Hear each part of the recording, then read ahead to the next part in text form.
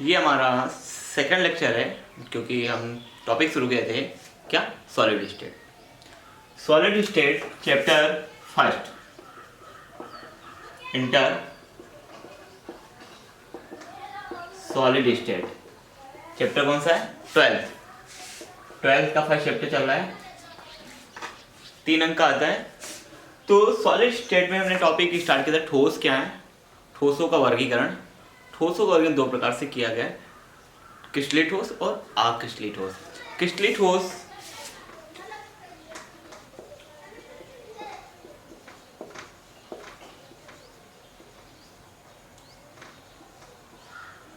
क्रिस्टलीय ठोस, क्रिस्टलीय ठोस को क्या बोलते हैं? Crystalline solid.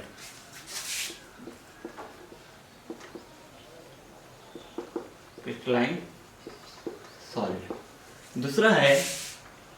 दूसरा कौन सा है? अक्रिस्टलीय ठोस। ये बता चुके थे, अक्रिस्टलीय ठोस।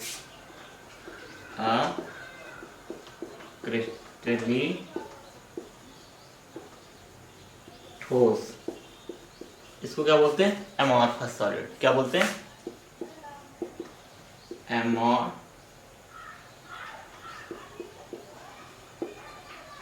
सॉलिड। ठीक है। तो क्रिस्टलीय ठोस दो प्रकार के होते हैं, क्रिस्टलीय ठोस और अक्रिस्टलीय ठोस। इसके बारे में थोड़ा समझते हैं। एक नॉर्मल की भाषा में बात करें, ठोस आपने बहुत से देखे होंगे। आप कैसे पहचानेंगे कौन सा क्रिस्टलीय कौन सा अक्रिस्टलीय? सिंपल सा मेथड है। कोई 2 ठोस ऐसे लीजिए जिनको किसी संपीड़ितता में थोड़ा परिवर्तन हो जाए। संपीड़ितता आप समझते हैं? किसी भी चीज पे जो बल लगाया जाता है या दाब लगाया जाता है, तो दाब की वजह से उसके आकार में जो परिवर्तन होता है उसे क्या कहते हैं? संपीड़ितता कहते हैं। तो संपीड़ितता में परिवर्तन होता है। जैसे अब आप प्लास्टिक को दबाओगे, थोड़ा उसका आकार बदलेगा, परिवर्तन होगा। यदि अदर चीज़ें जैसे लकड़ी है या कोई अदर पार्ट है, ईंट है या कुछ भी है, तो उसमें क्या होगा? आकार में परिवर्तन नहीं होगा। तो इस हिसाब से जिनमें आकार में परिवर्तन हो जाता है वो क्रिस्टलीय, जिनमें आकार में परिवर्तन नहीं होता है वो अक्रिस्टलीय। या दूसरी तरीके से समझ सकते हैं, गर्म करते हैं किसी, आप प्लास्टिक को गर्म करो या रबड़ को गर्म करो, तो रबड़ को गर्म करोगे वो धीरे धीरे किस में मेल्ट होगी यानी द्रव में बदलेगी।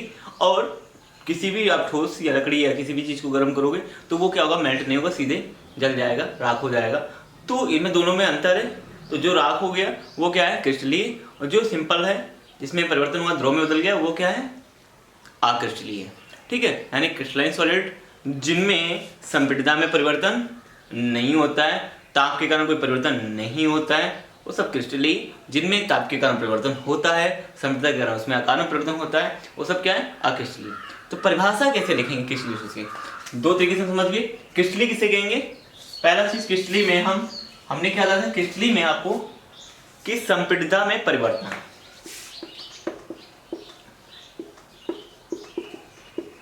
संपीड़ितता के कारण परिवर्तन के कारण इस परिवर्तन क्या होता है?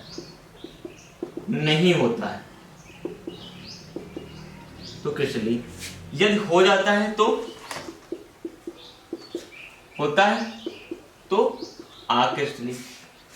ठीक है। और यदि ताप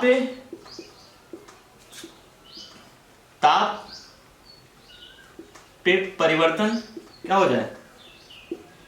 परिवर्तन ना हो तो क्रिस्टलीय। यदि ताप पे परिवर्तन हो जाए तो अक्रिस्टलीय। ताप पे परिवर्तन ना हो क्रिस्टलीय, ताप पे परिवर्तन हो जाए अक्रिस्टलीय। परिभाषा चलो सिंपल तरीके से कैसे लिखेंगे? एक चीज क्या, अब कोई चीज परिवर्तन कैसे क्या होता है? उसके आकार बदल रहा है, आकार बदल रहा है यानी उसकी ज्योमेट्री होगी, ज्यामिति होगी। अगर कोई भी क्रिस्टल है तो क्रिस्टल की ज्यामिति में यदि परिवर्तन नहीं होता है या ज्यामिति क्या रहती है? उसकी फिक्स्ड रहती है, निश्चित रहती है, तो वही क्या कहलाते हैं? क्रिस्टल कहलाते हैं। यानी ऐसे ठोस जिनके अवयवी कणों की ज्यामिति व्यवस्था में क्या होता है? कोई परिवर्तन नहीं होता है, ये ज्यामिति व्यवस्था क्या होती है? निश्चित होती है, उन्हें क्या कहते हैं? क्रिस्टलीय ठोस कहते हैं। ठीक है। ये विषम देशी प्रकृति के होते हैं। विषम देशी का मतलब है इनमें जो देशिकता होती है सम नहीं हो सकती, मतलब जो कंटिन्यूसली एटम या अणु जुड़े होंगे वो विषम के रूप में होंगे। ठीक है, विषम जैसी प्रकृति के होते हैं। और इनमें क्या होता है, इनके अवयवी कणों की व्यवस्था का क्रम दीर्घप्रास होता है। अवयवी कणों की व्यवस्था का क्रम क्या होता है, दीर्घप्रास होता है।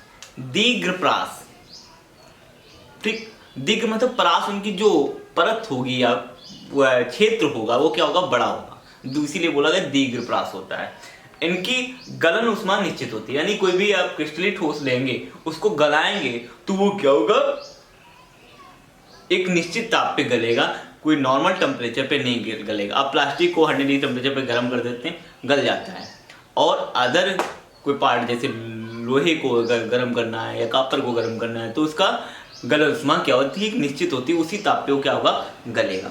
ठीक है, और ये वास्तविक ठोस भी कहलाते हैं, इन्हें वास्तविक ठोस भी कह सकते हैं। यानी आपको 4 बातें याद रखनी है। ये विषम जैसी प्रकृति के होते हैं, पहली चीज तो इसमें क्लियर रहनी चाहिए, इनकी जो ज्यामितीय व्यवस्था होती है वो क्या निश्चित होती है, वो क्रिस्टलीय ठोस है। ये विषम जैसी प्रकृति की होती है, इनकी गलन उष्मा निश्चित होती है। और ये क्या कहते हैं, इनकी जो व्यवस्था होती है वो कैसी होती है, इनके जो अवयवी कणों की व्यवस्था होती है का क्रम कैसा होता है, दीर्घप्रास होता है।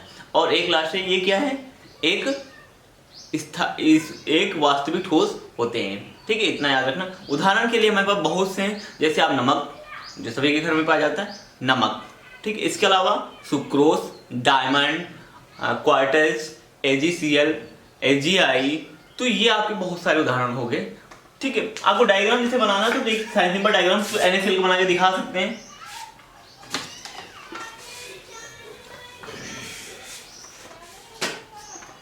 जैसे हम मान लो ये Na+ है, ये Cl मॉलिक्यूल है, ये Na+ है, ये Cl मॉलिक्यूल है, एक निश्चित व्यवस्था में फिक्स है, इनकी व्यवस्था में कोई परिवर्तन नहीं है, तो ये क्या है, यदि इनकी व्यवस्था में परिवर्तन आ जाता है तो ये क्या है, आकृष्टीय हो जाएंगे। ठीक है, इसे याद रखना है।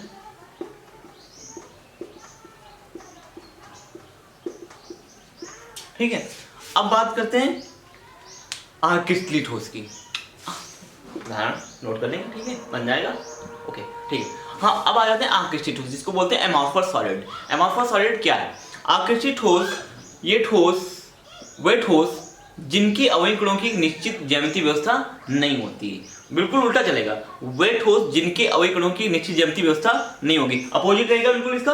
ठीक है, नहीं होती है। और ये कैसे होते हैं, समदेशिक प्रकृति के होते हैं। ये कैसे होते हैं, समदेशिक प्रकृति के होते हैं। इनके अवयवी कणों की जो व्यवस्था होती है वो कैसी होती है, लघुप्रास होती है। कैसी होती, लघुप्रास होती। इनकी गलन उष्मा में परिवर्तन क्या होता है, उष्मा कोई निश्चित नहीं होती, हमारे साथ बदलती रहती है। जैसे जैसे कोई पदार्थ आता जाएगा, जैसे जैसे कोई कण आता जाएगा, वैसे वैसे गलन उष्मा क्या हो जाएगी, बदल जाएगी। ठीक है, और क्या है, इन्हें अतिशीतली द्रव भी कहते हैं। अतिशीतली द्रव क्यों कहा गया, अतिशीतली द्रव इसलिए कहा गया इनको क्योंकि ये गलने पर किसमें होते हैं, द्रव में बदलने लगते हैं, इसीलिए इनको अतिशीतली द्रव भी कहा गया है। ठीक है, बहुत कम, मतलब अतिशीतली मतलब ज्यादा लिक्विड नहीं हो जाते, मतलब हल्का सा द्रव में हो जाता है, इसीलिए अतिशीतली द्रव बोला गया है। ठीक है, इसका उदाहरण आपके लिए क्वार्टज कांच। बुकों में आप उठा के देखेंगे, यूपी बोर्ड की जो बुकें आ रही हैं, जैसे NCERT की बुक, उसमें आपको उदाहरण 2 चित्र बने हुए हैं, क्वार्टज कांच के और कांच के। तो कांच का आपका उदाहरण, क्वार्टज कांच आपका उदाहरण कौन सा है, नॉर्मल आकृष्टीय ठोस का। ठीक है, वह प्लास्टिक हो गया, मक्खन हो गया, रबड़ हो गया, अदर जितने भी मटेरियल हैं वो सब इसमें आ जाएंगे आकृष्टीय में, जो इनकी गलन उष्मा में क्या होता है, परिवर्तन होने पर द्रव में बदलते हैं। ठीक है, अब बात आते हैं थोड़ा सा आकृष्टीय ठोसों के उपयोग। क्रिस्टलीय ठोसों की बात थोड़ा अभी फिर से करेंगे। आकृष्टीय में उपयोग किया जाता है बहुत जगह पे। आकृष्टीय ठोसों का उपयोग सामान्य जीवन में हम लोग बहुत करते हैं, इतना करते हैं कि हमारे पास सब चीज आकृष्टीय ठोस की बनी हुई है। बहुत कम मात्रा में आपको क्रिस्टलीय ठोस की चीजें मिलेंगी। जैसे कोई कांच है, कांच का उपयोग भवन निर्माण में, घर में और प्रयोगशाला में, अभिकर्मक प्रयोगशाला में जो हमारी प्रयुक्त पात्र होते हैं, जो हम लोग केमिस्ट्री लैब में यूज करते हैं, उसमें ही हमारी कांच यूज की जाती है, जो कार्बनिक कांच होती है। ठीक है, और उपकरण जो उनसे बनते हैं, जितने भी उपकरण हैं कांच के, वो सब यूज किए जाते हैं, उन्हीं वो आपकी आकृष्टीय ठोस में जो होते हैं। और रबड़ का उपयोग कहाँ किया जाता है, टायरों, जूतों का निर्माण, फोम बनाने में, आज में फोम जो सॉल बनती है किसकी, जूते की या किसी चीज की। ठीक है, तो वो। और प्लास्टिक का उपयोग तो अनेक घरेलू उपकरण बनाने में किया जाता है। तो 2 से 3 है आपके, याद रखेंगे। सिंपल सा है। खिलौने भी बनाने में यूज किया था प्लास्टिक का, बहुत सारे प्रकार के खिलौने बनते हैं, बच्चे खेलते हैं, ठीक है। तो ये चीज़ें हैं, इनका उपयोग हो गया आकृष्ट ठोसों का। अब बात करते हैं, नेक्स्ट टॉपिक है हमारा क्रिस्टली ठोसों का वर्गीकरण। क्रिस्टली ठोसों का वर्गीकरण, क्लासिफिकेशन ऑफ क्रिस्टलाइन सॉलिड। ये हमारा नेक्स्ट टॉपिक है। कौन सा? Classification of crystalline solids. Classification of crystalline solid मतलब क्रिस्टली ठोसों का वर्गीकरण कैसे किया गया है। तो क्रिस्टली ठोसों को वर्गीकरण करने के लिए आपको एक टॉपिक पढ़ाया जाता है, बन, ठीक है। तो इसके लिए हम मिलते हैं नेक्स्ट वीडियो में, क्रिस्टली ठोसों का वर्गीकरण, ठीक है। अगला वीडियो जरूर देखना। ये तब तक टॉपिक आप तैयार करिए। फर्स्ट लेक्चर का भी वीडियो देखिए, आपको वीडियो इसका लिंक डिस्क्रिप्शन में मिल जाएगा, ठीक है। तब तक के लिए शब्बा खैर।